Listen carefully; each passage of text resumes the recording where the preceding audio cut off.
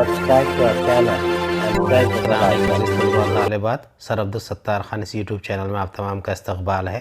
10 geography question answer SCERT question bank. Question number 3 short note. سوال نمبر 3 مختصر note لکھیے۔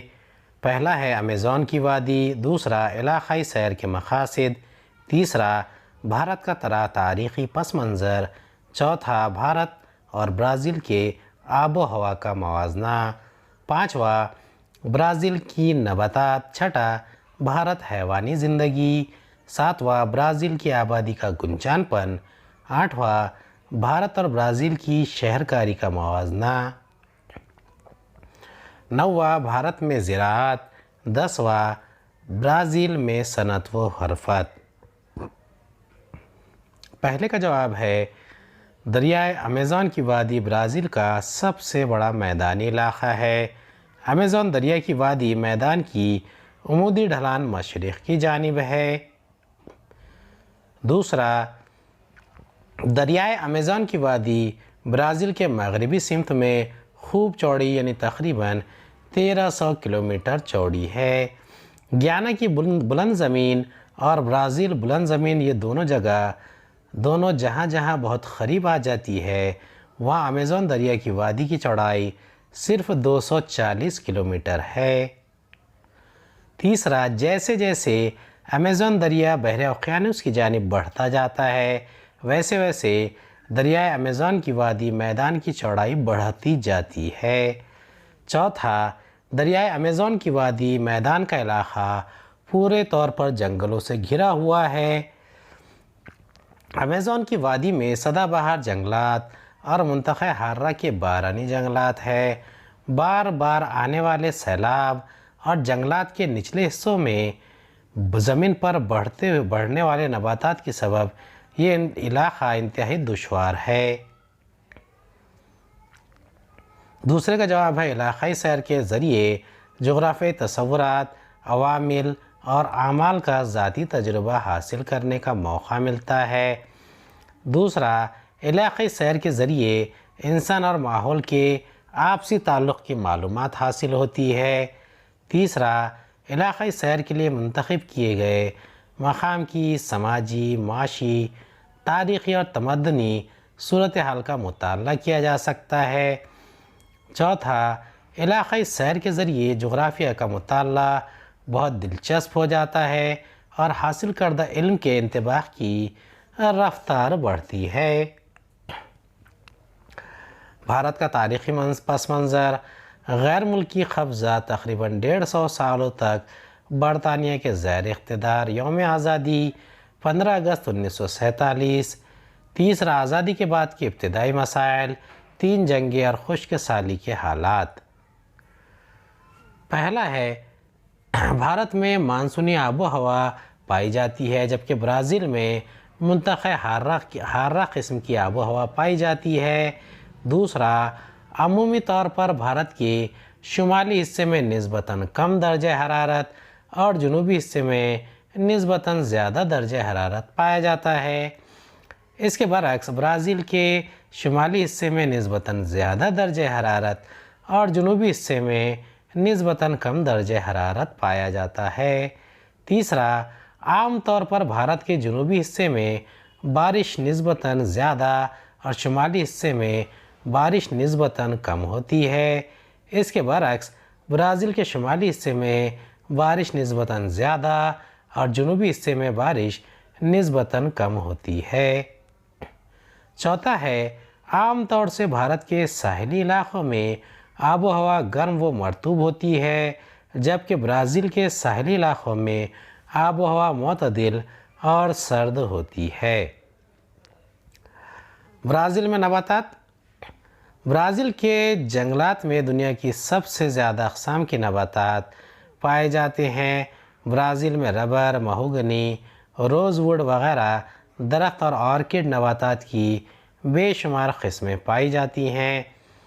برازیل میں درجہ ذیل نباتات پائے جاتے ہیں۔ زیادہ بارش والے علاقوں کے نباتات۔ خط استوا کے قریب کے علاقوں میں زیادہ دنوں تک اور زیادہ مقدار میں بارش ہوتی ہے۔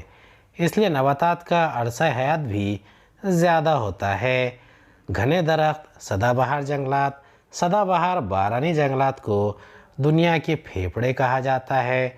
اوسط بارش والے علاقوں کے نباتات کم دنوں تک بارش اور بارش کی کم مقدار والے علاقوں میں نباتات کا عرصہ حیات کم ہے، کم گھنے ہیں اور نیم سدا بہار ہے۔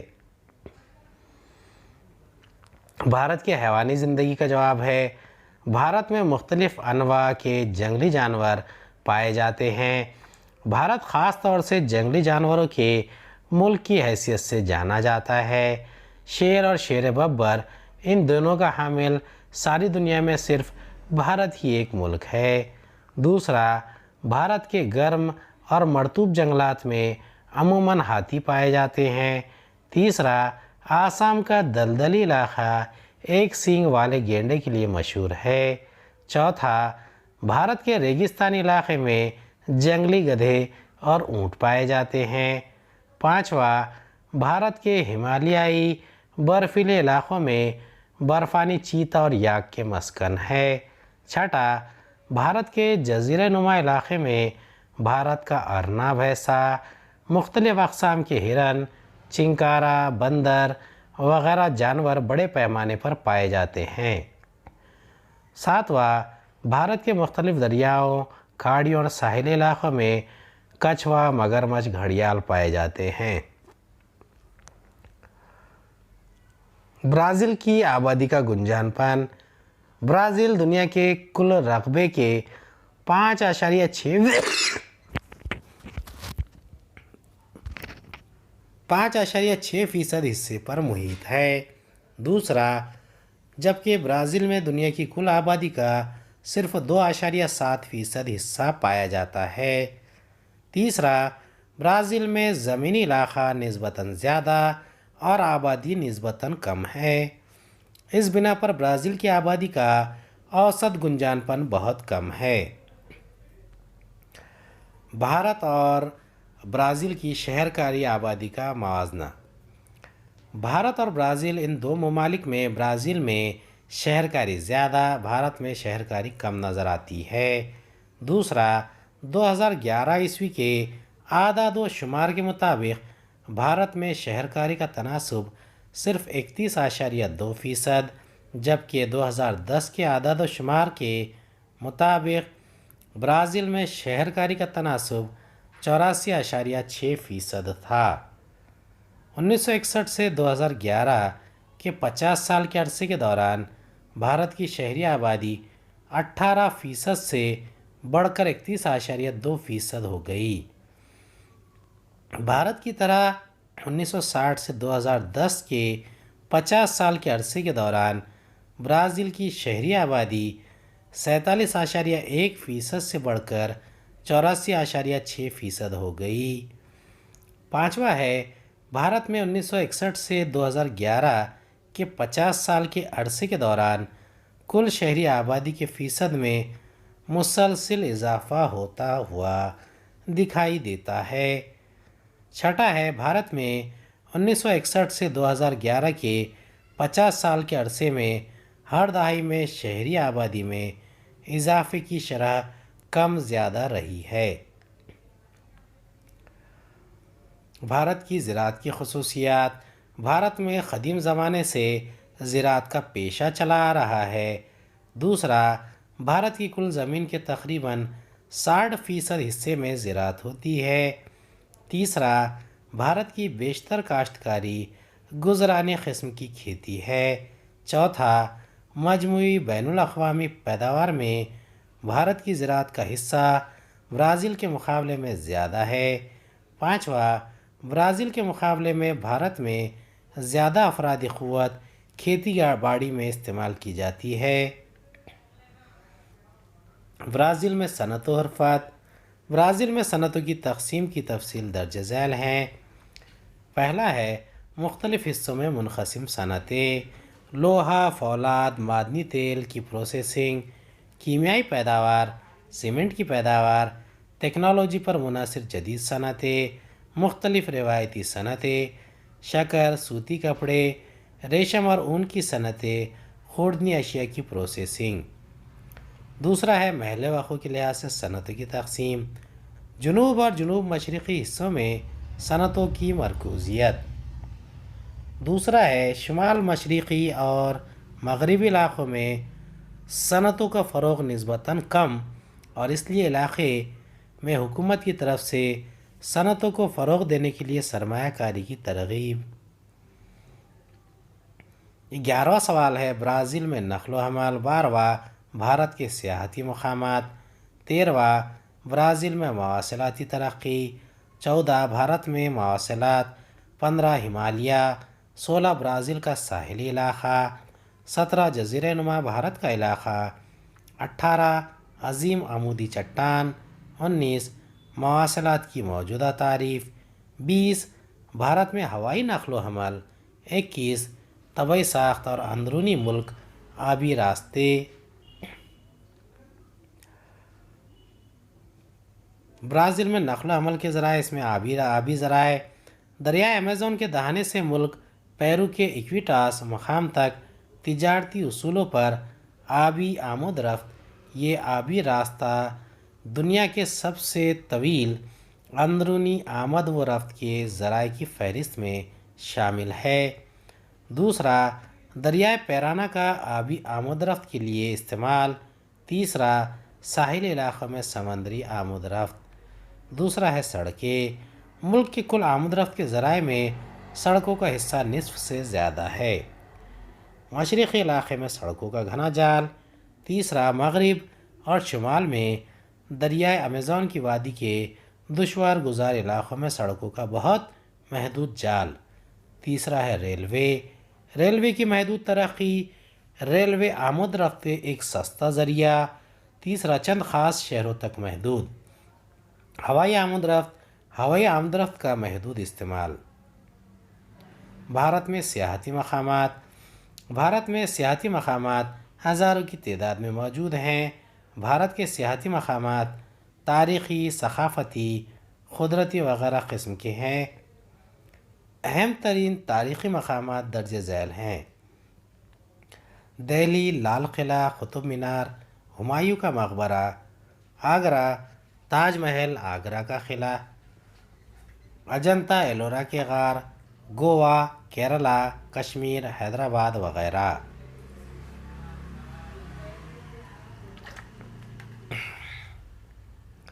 برازیل میں مواصلات۔ پہلا ہے ترقی یافتہ فال، ٹیلی فون، موبائل، ٹیلی ویژن اور ریڈیو نشریات، کمپیوٹر اور انٹرنیٹ کی خدمات دستیاب۔ 45% سے زیادہ آبادی کے ذریعے انٹرنیٹ کا استعمال۔ تیسرا جنوبی اور وسطی حصے میں جدید ترین مواصلات کی خدمات کا استعمال۔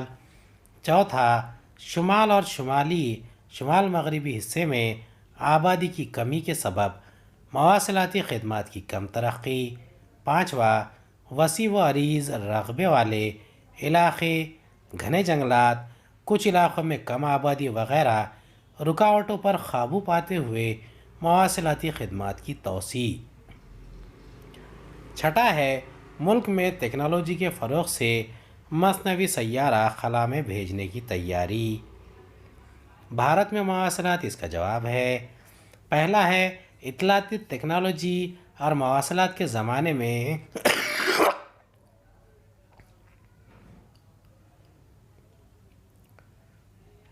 کمپیوٹر، موبائل، انٹرنیٹ وغیرہ ڈیجیٹل وسائل کے بڑھتے ہوئے اثرات کی وجہ سے مواصلات صنعت کا تیزی سے بڑھتا ہوا شعبہ۔ آج بھارت سب سے زیادہ اسمارٹ فون اور انٹرنیٹ استعمال کرنے والا ملک ہے۔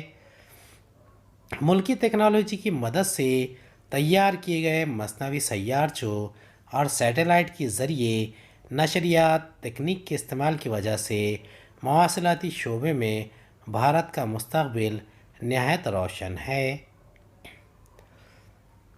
یہ ہمالیہ ہے، اس کے اوپر نوٹ ہے، ہمالیہ ایک جدید لہری دار پہاڑ ہے۔ بھارت میں ہمالیہ پہاڑ قزاقستان کی پامیر سطح مرتفع سے شروع ہوتا ہے۔ ہمالیہ براعظم ایشیا کا اہم پہاڑی نظام ہے۔ بھارت میں جموں کشمیر سے اروناچل پردیش تک شمال شمال مغرب میں ہمالیہ پھیلا ہوا ہے۔ دوسرا، ہمالیہ صرف ایک پہاڑی سلسلہ نہیں ہے بلکہ اس میں کئی متوازی پہاڑی سلسلے شامل ہیں۔ اس میں شیوالے ایک انتہائی جنوبی پہاڑی سلسلہ ہے، یہ سب سے جدید پہاڑی سلسلہ بھی ہے۔ تیسرا، جنوب میں شیوالک پہاڑی سلسلے سے شمال میں جاتے ہوئے بالترتیب ہمالیہ اصغر، ہمالیہ اکبر، ہمادری اور بیرونی عقبی ہمالیائی سلسلے ملتے ہیں۔ یہ سلسلے بالترتیب جدید سے قدیم سلسلے ہیں۔ چوتھا، ہمالیہ کے پہاڑی سلسلے کی تقسیم مغربی ہمالیہ کشمیر ہمالیہ، وسطی ہمالیہ کماؤ ہمالیہ اور مشرقی ہمالیہ آسام ہمالیہ اس طرح بھی کی جاتی ہے۔ برازیل کی ساحلی علاقے کا جواب ہے۔ اس کا پہلا نقطہ ہے، برازیل کو تقریباً 7400 کلومیٹر لمبائی کا ساحلی علاقہ میسر ہے۔ اس ساحلی علاقے کو دو حصوں شمالی ساحلی علاقہ اور مشرقی ساحلی علاقے میں تقسیم کیا جاتا ہے۔ دوسرا ہے، شمال میں آماپا سے لے کر مشرق میں ریو گرانڈے دو نارتے تک کے ساحل کو شمالی بحر اوقیانوس کا ساحل کہا جاتا ہے۔ وہاں سے آگے جنوبی سمت میں پھیلے ہوئے ساحل کو مشرقی ساحل کہا جاتا ہے۔ تیسرا، شمالی ساحل پر امیزون اور اس کے کئی معاون دریا آ کر ملتے ہیں، اس لیے یہ ساحل نشیبی بن گیا ہے۔ اس ساحل پر ماراجو جزیرہ، خلیج ماراجو اور خلیج ساو مارکوس واقع ہے۔ ماراجو ساحلی جزیرہ ہے جو امیزون اور ٹوکینٹیز دریاؤں کے درمیان تیار ہوا ہے۔ چوتھا، برازیل کے مشرقی ساحل پر کئی چھوٹے اور بڑے دریا آ کر ملتے ہیں۔ اس خطے میں ساؤ فرانسسکو ایک بڑا دریا ہے جو بحر اوقیانوس میں جا ملتا ہے۔ اس ساحل پر دور دور تک پھیلے ریتیلے ساحل اور ریتیلے ٹیلے جگہ جگہ دکھائی دیتے ہیں۔ کچھ حصوں میں اس ساحل کی حفاظت مونگو کے چبوتروں اور مونگو کے جزائر کے ذریعے ہوتی ہے۔ بھارت کا جزیرہ نما کا علاقہ، اس کا پہلا نقطہ ہے، شمالی بھارت کے میدانی علاقے کے جنوب میں پھیلا ہوا بھارتی جزیرہ نما قدرتی علاقہ ہے۔ یہ علاقہ بحر ہند کی جانب پتلا ہوتا جاتا ہے۔ دوسرا، بھارتی جزیرہ نما میں کئی چھوٹے بڑے پہاڑ اور سطح مرتفع ہے۔ بھارتی جزیرہ نما کی شمالی سمت میں اراولی پہاڑ ہے، یہ سب سے قدیم لہریے دار پہاڑ ہے۔ تیسرا، بھارتی جزیرہ نما کے حصے میں ہموار میدان کی سرحدیں متعین کرنے والے سطح مرتفع کے سلسلے ہیں۔ سطح مرتفع کے سلسلوں میں مہاراشٹر کی سطح مرتفع، کرناٹک، تلنگانہ، چھوٹا ناگپور کی سطح مرتفع وغیرہ اہم سطح مرتفع ہیں۔ اس کے درمیانی حصے میں وندھیا ستپوڑا پہاڑ ہے۔ بھارتی جزیرہ نما کے مغربی حصے میں مغربی گھاٹ اور مشرقی حصے میں مشرقی گھاٹ کے علاقے ہیں۔ یہ برازیل کی عمودی چٹان، اس کا جواب ہے۔ علاقائی وسعت کے لحاظ سے یہ عمودی چٹان برازیل کا سب سے چھوٹا قدرتی علاقہ ہے۔ دوسرا، ساؤ پاولو سے پورٹو آلیگرے تک کے خطے میں برازیل بلند زمین کی اونچائی بالکل سیدھی ایک ہی ڈھلان میں نیچے اترتی ہے۔ اس بنا پر ایک چٹان کی مانند یہ قدرتی حصہ تیار ہوتا ہے۔ برازیل کی بلند زمین کی مشرق جانب کا حصہ اس عمودی چٹان کی وجہ سے ایک منفرد حصہ بن گیا۔ عمودی چٹان کے خطے میں برازیل کی بلند زمین کی اونچائی 790 میٹر ہے۔ کچھ علاقوں میں یہ اونچائی مرحلہ وار کم ہوتی گئی ہے۔ تیسرا، عمودی چٹان کا برازیل کی آب و ہوا پر اثر پڑتا ہے۔ عمودی چٹان کے سبب جنوب مشرقی تجارتی ہواؤں میں رکاوٹ پیدا ہو جاتی ہے۔ اس وجہ سے برازیل کے جنوب مشرقی ساحلی علاقے میں نسبتاً زیادہ بارش ہوتی ہے۔ بھارت کے مواصلات۔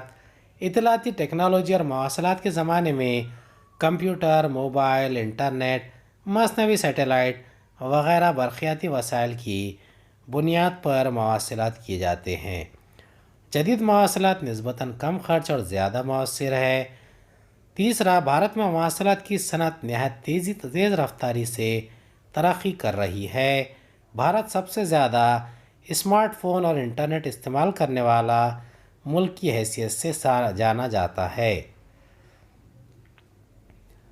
برازیل کے مقابلے میں بھارت میں بین الاقوامی نقل و حمل کی زیادہ ترقی ہوئی ہے۔ بھارت میں بین الاقوامی ہوائی نقل و حمل کے ساتھ اندرون ملک ہوائی راستوں کا استعمال بھی اضافہ ہوا ہے۔ بھارت کے اہم شہر اندرون ملک ہوائی راستوں سے جڑے ہوئے ہیں۔ اسی طرح بھارت کے اہم شہر دنیا کے دیگر ممالک کے اہم شہروں سے بھی ہوائی راستوں سے جڑے ہوئے ہیں۔ چوتھا، ممبئی، چنئی، پونا، بنگلورو، حیدرآباد، دہلی، کولکتہ، وشاکھاپٹنم وغیرہ بھارت کے اہم ہوائی اڈے ہیں۔ قدرتی ساخت اور اندرونی آبی نقل و حمل کے درمیان گہرا تعلق پایا جاتا ہے۔ علاقے کے نشیب و فراز، دریاؤں، کھاڑیوں یا تالابوں کے تنگ پاٹ، ندیوں اور کھاڑیوں میں پانی کا تیز رفتار بہاؤ، دریاؤں کے راستوں میں زمینی نشیب و فراز سے وجود میں آنے والے آبشار، دریاؤں میں آنے والے سیلاب وغیرہ کی وجہ سے آمد رفت میں رکاوٹیں آتی ہے۔ تیسرا، نشیبی علاقے، ندیوں، دریاؤں، کھاڑیوں اور تالابوں کے چوڑے پاٹ، دریاؤں یا کھاڑیوں میں پانی کے بہاؤ کی سست رفتار وغیرہ عوامل کی وجہ سے اندرون ملک آبی آمد رفت میں بڑے پیمانے پر ترقی ہوئی ہے۔ چوتھا، بھارت کی تمام اہم ندیوں میں اندرون ملک آبی آمد رفت ہوتی ہے۔ بھارت کی کل آمد و رفت میں اندرون ملک آبی آمد رفت کا حصہ صرف 1% ہے۔ امید ہے آپ کو ہمارا ویڈیو پسند آیا ہوگا۔ اگلی ویڈیو میں دوبارہ ملاقات ہوگی۔